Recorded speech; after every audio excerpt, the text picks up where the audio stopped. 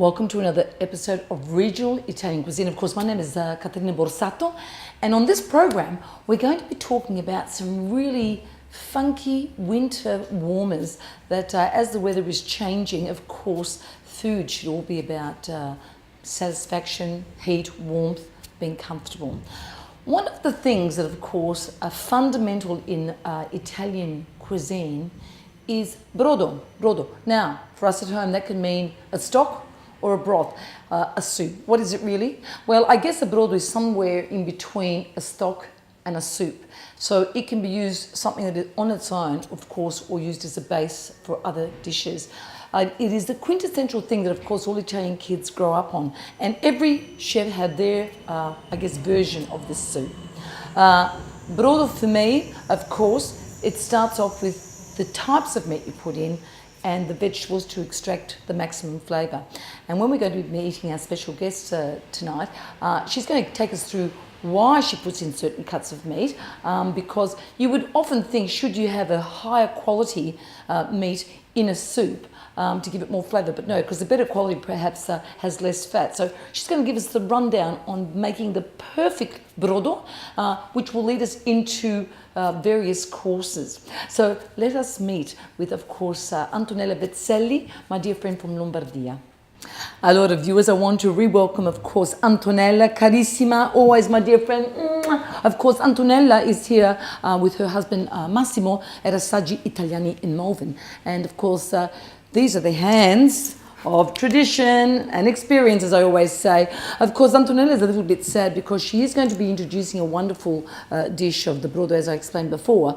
But, of course, her family, primarily her aunt and uncle, have just left to go back to Italy. And what's sad about that, Antonella, is that it's so far away. Yes. That's the problem. Australia is so far away, but Too the much. ricette, the recipes are not too far away because they're right here. They're right Yes. here and they're right here. Yeah.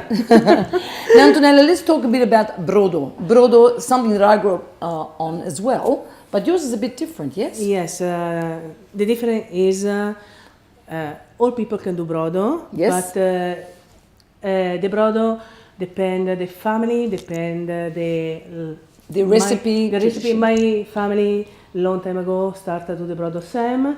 It's very, for us, it's very healthy. Mm-hmm. It's very good for the people can eat in that. Yeah. And Yes.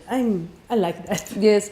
Tell me now the sorts of meats that you use. Tell me what your thoughts are. I use for my brodo the gravy, because it's one part. Gravy steak. Like gravy Yes, steak. it's no fat, but have the gelatin inside. So gelatinous pieces through it. It put the meat very softer when you eat it. And So after a long term of cooking, it renders the meat really, really soft because all the fat drips away, but the meat stays intact. Yes. And I use the chicken, but I take out the skin. Do you? Yes. Oh. I like the brodo out fat. Yes. So there's no fat. All right. Yes. Okay. And this do a long time ago. Yeah, Because yeah. it's very healthy. Yeah. And after we put inside the osteo, because for do good brodo, you have to have inside one piece the meat and the bones. So you need to have one of the three meats should have bones because why? Because the bones inside have the part good for the body, for healthy, and especially the osteo have the midollo inside. So that is the marrow. So when you're getting any of those bones, you're getting all that gelatinous flavour. Yummy. And this is very particular for us body. Oh, okay. Now the other thing, so you use the meats.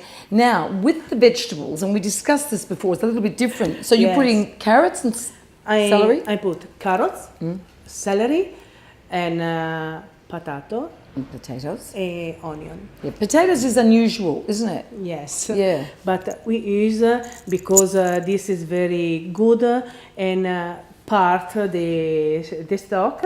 And when they cooking a special flavor, after you can eat that. All right. All right. Well, let's go in and just see how Antonella makes this terrific brodo. For do this dish, we need the three type the meat. I use the gravy, the leg, the chicken, and the osteo. This product, all go cold in the pot. After you put the water, you put up at the stove, but all cold. We start. And tap my gravy.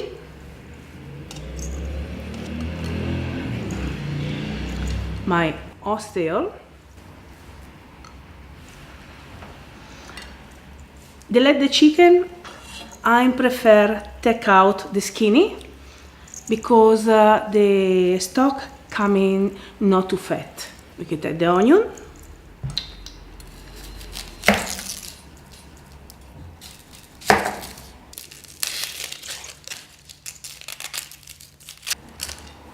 And put in the pot. Clean my carrots.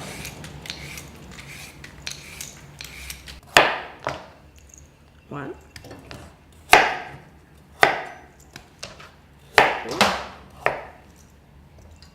Easy to do, but very tasty after. The potato.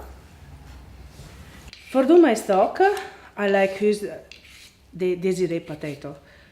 I like this potato, and when they cooking, give us a stock, the very good tasting, and they stay very not too soft, not too hard. They come in very good. I cut the first part, the green beans. You can see. Now I put a little bit the salt up all my stuff. The water, when you put the water, I put a big jar because I have a big pot. It's important when you put the water in your pot, you cover your stuff for 3 fingers. A little bit the celery. You can put that inside. They have to stay for boil for 2 hours, very slowly. Allora, we've got a beautiful brodo on the pot, boiling away. We want 2.5 hours, Antonella.